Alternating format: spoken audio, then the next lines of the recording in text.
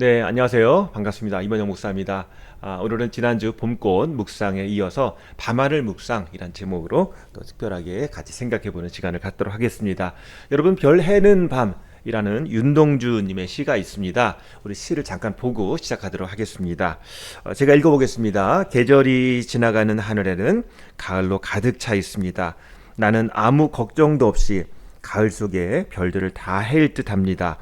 가슴 속에 하나둘 새겨지는 별을 이제 다 못 해는 것은 쉬 아침이 오는 까닭이요 내일 밤이 남은 까닭이요 아직 나의 청춘이 다하지 않은 까닭입니다. 별 하나의 추억과 별 하나의 사랑과 별 하나의 쓸쓸함과 별 하나의 동경과 별 하나의 시와 별 하나의 어머니 어머님, 나는 별 하나의 아름다운 말 한마디씩 불러봅니다. 이렇게 생략을 하고요. 이것이 바로 윤동주님이 쓴 별 해는 밤이라는 시의 내용입니다. 가을 하늘에 별을 보면서 이런저런 생각을 하고 있는 거지요. 추억도 사랑도 쓸쓸함도 동경도 또 어머니에 대해서 그런 감정들을 하면서 또 지인의 이름을 불러오면서 별 하나 또 사랑 하나 별 하나 또 동경 하나 별 하나 시 하나 별 하나 어머니, 그러면서 별과 연결시켜 가면서 이렇게 생각을 하고 있습니다.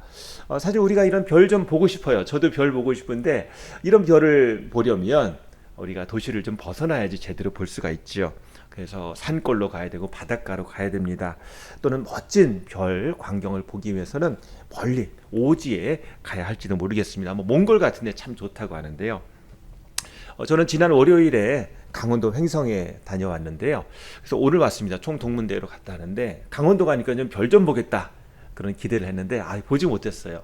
엊그저께 밤에 하늘을 보니까 달만 보이더라고요. 별은 안 보여요. 그래서 어제 다시 한번 시도를 했는데 어제는 구름 껴서 아무것도 볼 수가 없었습니다. 자, 그러면 왜 밤에 잠을 안 자고 별을 볼까요? 아마 어떤 생각들이 있었겠죠. 또는 잠이 오지 않았겠죠. 그러니까 밖에 나간 거예요.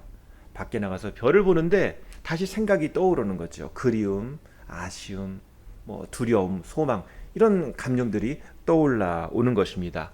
뭐 혼자 있고 싶어 했는데 또는 혼자 될 수밖에 없는 상황에서 다른 사람에게 얘기는 못하지만 별을 보면서 별하고 얘기를 하거나 또 별을 통해서 그런 나의 생각들이 투영돼서 나오는 거죠. 별 하나, 뭐 하나 그렇게 생각돼서 나오는 거예요. 그러니까 마치 우리가 이제 들판에 나갔는데 거기 마침 풀이 있는 거예요. 그래서 풀 보면서 꽃도 있는 거예요. 꽃을 보면서 꽃잎 하나 뜯으면서 누구 하나, 나 하나 또는 사랑할까, 안 할까. 그러니까 자기의 생각들이 이렇게 자기가 갖고 있는 어떤 사물들, 식물, 동물 그런 거에 투영되는 겁니다. 마찬가지로 별을 보면서 변 하나, 너 하나, 너 나 하나 그런 식으로 얘기가 되고 있는 거죠. 오늘 우리의 감정 어떤 것을 보면서 나오게 되어 있는 것입니다. 오늘 시편 42편 말씀 보면 아마 이 시인이 시를 지은 저자가 어떤 환경인지 모르겠어요. 뭐 별을 보러 나왔는지 모르겠지만 자기 마음속에 있는 그런 울분, 그런 참 서글픔이 이렇게 묻어 나오고 있습니다. 한번 말씀 보겠습니다. 시편 42편 1절에서 3절입니다. 하나님이여 사슴이 시냇물을 찾기에 갈급함 같이 내 영혼이 주를 찾기에 갈급하니이다. 뭐 사슴이 시냇물을 먹는 걸 보았는지 모르겠어요. 근데 그 장면이 떠오르는 거죠. 그러면서 참 나와 같다 생각하는 거예요. 내 영혼이 하나님 곧 살아계시는 하나님을 갈망하나니 내가 어느 때에 나아가서 하나님의 얼굴을 배울까. 사람들이 종일 내게 하는 말이 내 하나님이 어디 있느냐 하오니 내 눈물이 주야로 내 음식이 되었도다. 마음 한편이 뻥 뚫려 있는 거예요. 그러니까 어떤 일이 있을지라도 한숨으로 자꾸 이렇게 나오는 거예요. 외롭고 서글프고 두렵고 한탄이 나오는 거죠. 저는 미국에서 이제 유학할 때 미국에서 이제 한인교회 행정목사를 했어요. 근데 한 달에 이제 150불 정도 사례비를 받았어요. 그러니까 150불이면 한 20만 원 안 되겠죠. 그리고 학교에서 이제 공부 외에 시간 날 때 아르바이트 이제 학교 일을 하면서 시간당 뭐 7불인가 그렇게 받았는데요. 주급으로 받잖아요. 뭐 한 달에 한 뭐 100불, 뭐 200불 일을 그렇게 많이 못했어요. 바쁘다 보니까 공부할 것도 많아가지고 바쁘다 보니까 해야 될 분량도 잘 못했어요. 어쨌든 그 정도 받다가 이제 방학 때 되면은 이제 일할 시간이 많으니까 일을 좀 많이 했죠. 그러면 좀 수입이 더 들어오고 그랬습니다. 한 달에 한 식비가 한 350불 정도? 그러니까 35만 원에서 40만 원 정도 그 정도 들었던 것 같아요. 그러니까 물가가 싸다 보니까 먹는 걱정은 이제 그렇게 많이 안 해도 되었습니다. 어쨌든 내 식구 한 달에 한 350불 정도 가지고 이제 먹고 사는 거는 해결하고요. 뭐 그 외에도 필요한 것들이 있죠. 생활이 이렇게 넉넉하진 않았습니다. 빠듯했는데 그래도 평안하고 감사했어요. 매일 들어오는 수입 많지는 않지만 어쨌든 그거 가지고 생활할 수 있었던 거죠. 제 아내가 이제 새벽에 가서 도넛 가게에서 또 일을 했거든요. 그러니까 이런 것 가지고 이제 같이 내 식구가 먹고 살 정도는 되었습니다. 그래도 아쉬운 게 있죠. 그런 것들은 이제 한국 돌아갈 시간이 이제 뭐 1년 남았다, 2년 남았다 그러면서 잘 버티고 있었습니다. 적은 수입이지만 어쨌든 안정되게 수입이 적은 거지만 이렇게 꼬박꼬박 들어왔고 또 지출도 이렇게 많지 않게 됐기 때문에 그 생활을 유지할 수 있었죠. 근데 우리 인생의 문제는요, 알 수 없다는 거예요. 내가 예상한 대로 흘러가지 않는다는 거죠. 갑자기 무슨 일이 있어서 지출이 확 늘어나면 당장 큰일 나는 거예요. 제가 미국에서 운전할 때 절대 과속 안 했습니다. 그래서 예를 들면 80km면 뭐 70km로 달리고 그랬어요. 왜냐하면 한 번 사고 나거나 한 번 벌금 나면 그 감당할 여력이 안 되는 거죠. 그러니까 저뿐만 아니라 한인 학생들 보면 절대 그 적혀 있는 속도를 넘지 않습니다. 안전하게 운전하고. 그러니까 예를 들면 뭐 다치거나 사고 나거나 어떤 벌금 물거나 그러면은 큰 타격이 생기는 거예요. 그러니까 최대한 안전하게 그렇게 지낸 걸 볼 수가 있습니다. 그러니까 불안한 거죠. 기본적으로 이거 큰일 난다. 이거 어떤 일이 있으면 안 된다. 그런 심리가 기본적으로 있는 것입니다. 우리는 불안할 때 공상을 하죠. 모래탑을 막 쌓았다가 다시 또 헐었다가 또 쌓았다가. 그러니까 좋은 걸 가지고 모래탑을 쌓기도 해요. 내가 뭐 어떻게 되면은 좋게 되겠고, 뭐 꼬리에 꼬리를 물고 막 이어지고. 또 어떤 때는 이제 안 좋게 되는 경우, 뭐 이렇게 되면 큰일 난다, 한 번에 망한다, 어떡하냐, 그런 공상을 하는데 결국은 아무것도 일어난 상태가 아니죠. 내 생각만, 내 머리만 복잡한 거지요. 그러니까 정신 차려보면 아무것도 바뀐 게 없습니다. 마치 아까 말씀드린 꼰집대면서 나를 사랑한다, 나를 사랑하지 않는다 하는 것처럼 그냥 공상일 뿐이죠. 별을 바라보는 것도 그런 것 같아요.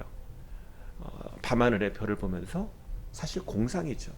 내 어떤 소원들 이렇게 투영되고, 내 마음속에 있는 아픔들이 투영되고, 슬픔들이 투영되고, 그런 거죠. 그런데 그걸로 끝나면 안 돼요. 그거는 그냥 시죠. 근데 우리는 물론 시를 쓰면서 살아야 됩니다. 그게 어떤 감정 정화나 내 생각을 정리하는 데 도움이 됩니다. 일기에 시 적는 거 얼마나 좋습니까?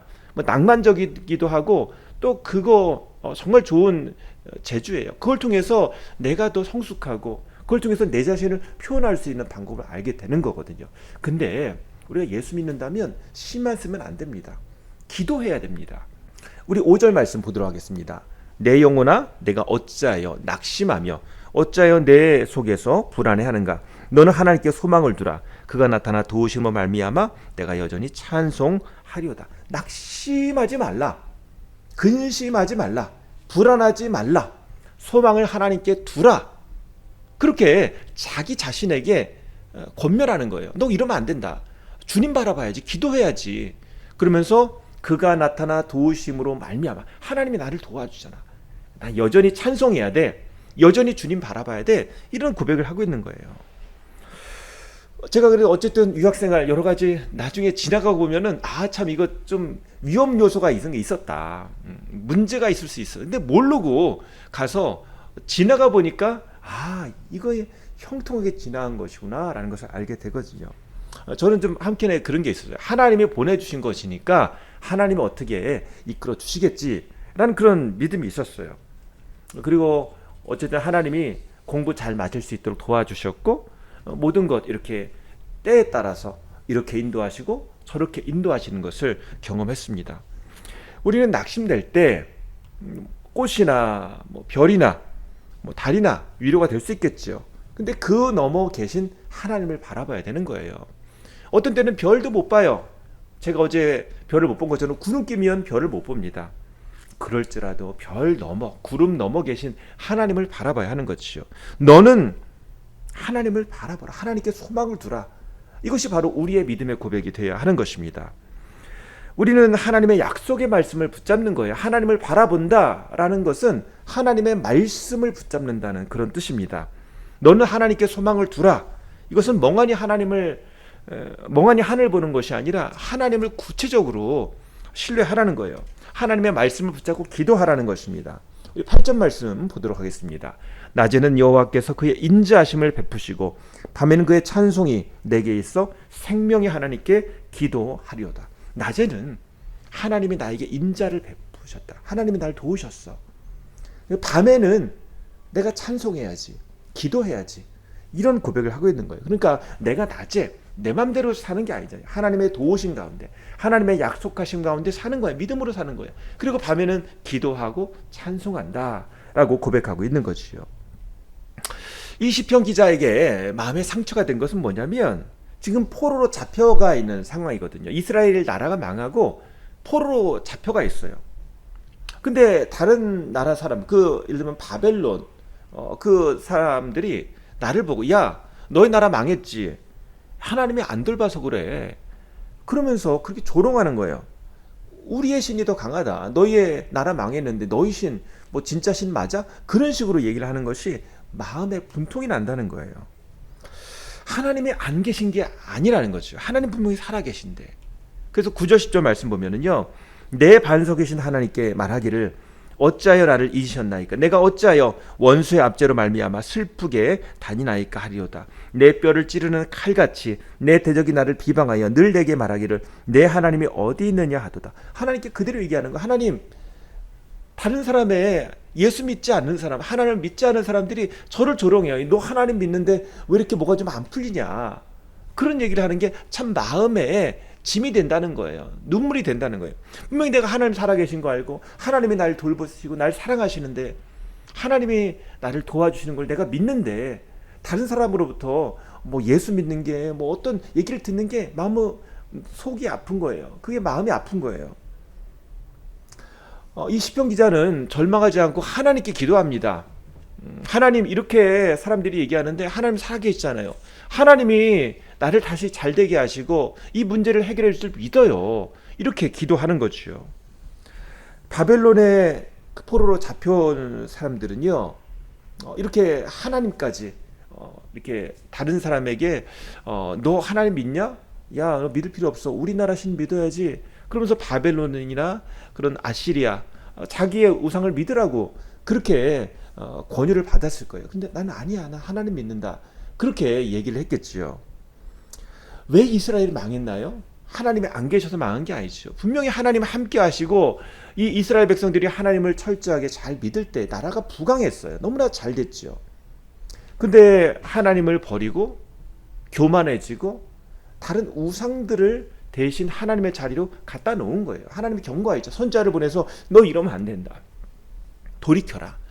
너를 이 이스라엘 땅으로 인도한 그 하나님을 네가 믿어야 되지 않겠느냐. 사막에서 그 광야에서 길을 내시고 인도하신 그 하나님, 애굽에서 인도하신 그 하나님, 홍해를 가르신 하나님, 그 하나님 믿어야 되지 않겠느냐라고 얘기했을 때 이스라엘 백성들이 하나님을 버렸어요. 우상을 섬겼죠.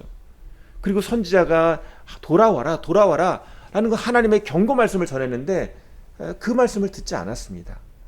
결국은 하나님께 거짓된 예배를 드렸고요.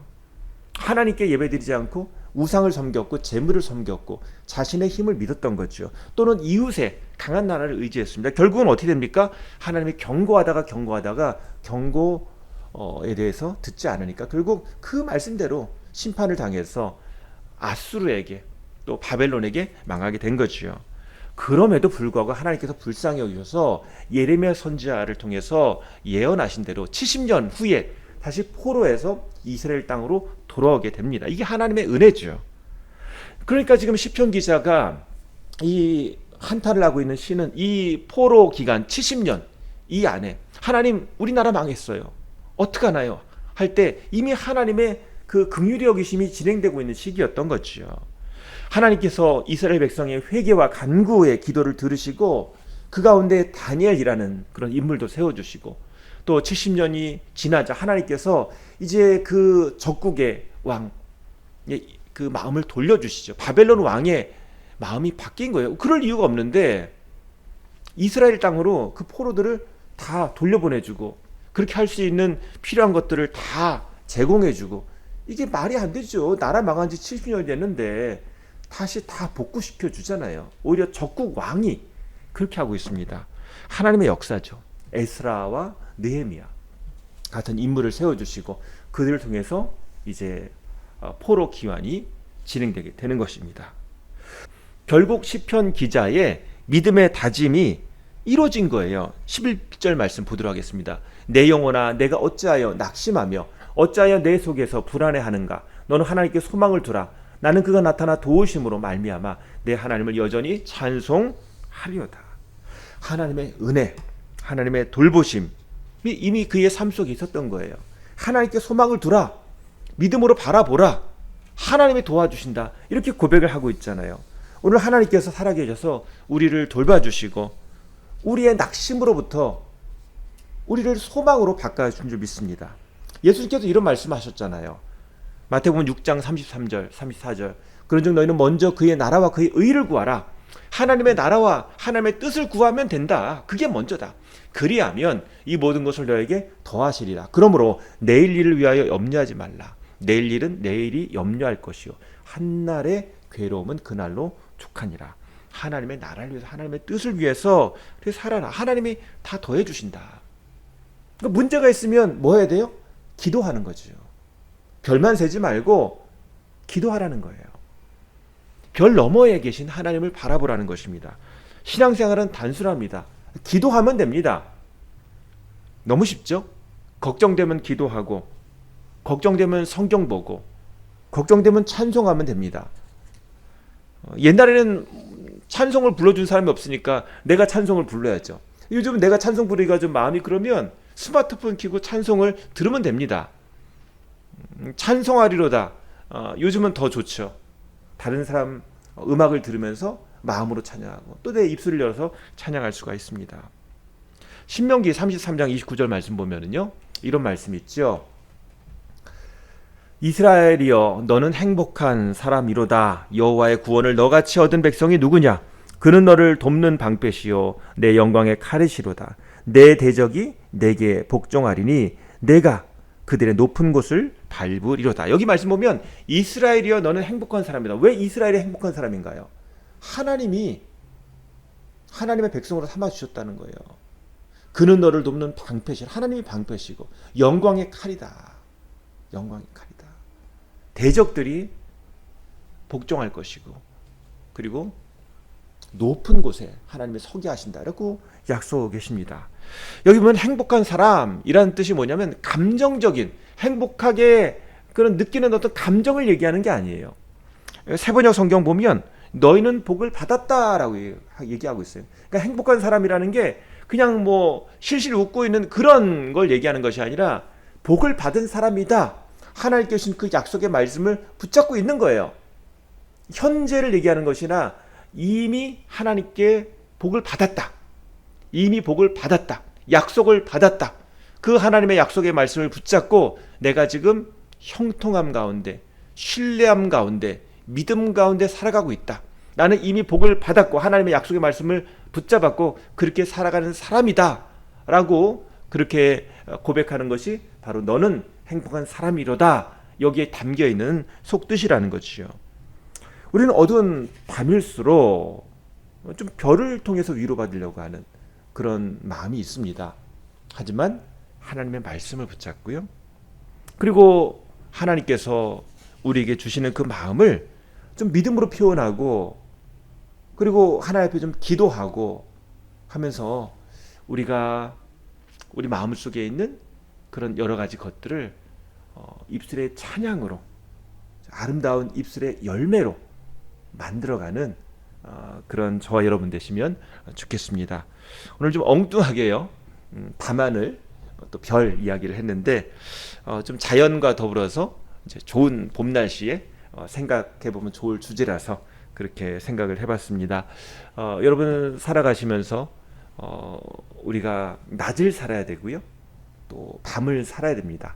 낮을 뭐 24시간 해 떠 있을 때가 낮이고 해가 없으면 밤이잖아요. 근데 우리는 전기 때문에 낮을 막 땡겨 쓰고 있어요. 그래서 밤에도 밝아요. 전기가 있으니까 밤에도 낮처럼 일합니다. 낮처럼 이것저것 해요. 그러다 보니까 어느 순간에 하나님 바라보는 그런 시간, 또 나름대로 내 생각을 정리할 시간, 별을 세는 시간, 그런 것들이 많이 축소된 것 같아요. 그리고 별 세다 끝나면 안 된다고 지금 말씀 배우고 있죠. 기도해야 된다. 너는 행복한 사람이다. 하나님 안에서 우리가 하나님의 약속의 말씀을 붙잡는 그런 저와 여러분 되시기를 소망합니다. 우리 같이 기도하겠습니다. 하나님, 주님 안에 주님의 이름이 우리의 별이 되게 하시고 소망 되게 하여 주시옵소서. 오늘 기도할 때 주님이 들으시고 인도하실 줄 믿습니다. 믿음으로 기도하고 믿음으로 받게 하여 주시옵소서. 우리 같이 기도하시겠습니다. 주여, 아버지 하나님 감사합니다. 오늘 우리의 삶 가운데 인도하시고 함께 하시심 찬양합니다. 하나님, 시편 기자가 자기 안에 있는 외로움과 절망과 또 마음속에 있는 분노를 또 시를 써가면서 하나님, 제가 하나님 앞에 또 믿음으로 주님 바라보며 기도의 사람, 찬양의 사람 되기 원합니다. 고백했던 것처럼 저희들도 우리 마음속에 있는 그런 여러 가지 감정들을 기도로 바꾸게 하시고 하나님의 약속의 말씀을 붙잡게 하시고 오늘 주님 안에서 행복한 사람, 주님의 약속의 말씀을 붙잡고 이미 복을 받은 사람으로 살아갈 수 있도록 하나님 인도하여 주시옵소서. 어떤 것이든지 우리가 기도하면 주님께서 들으시고 응답하신 줄 믿습니다. 주님 안에서 우리가 복된 길 갈 수 있도록 하나님 저희를 도와주시옵소서. 예수님의 이름으로 기도합니다. 아멘. 예, 감사합니다. 시냇가에 심은 나무처럼 든든히 서가고 또 별 넘어 이 세상 창조하신 하나님 안에서 기뻐하고 찬양하고 기도하는 저와 여러분 되시기를 소망합니다. 감사합니다.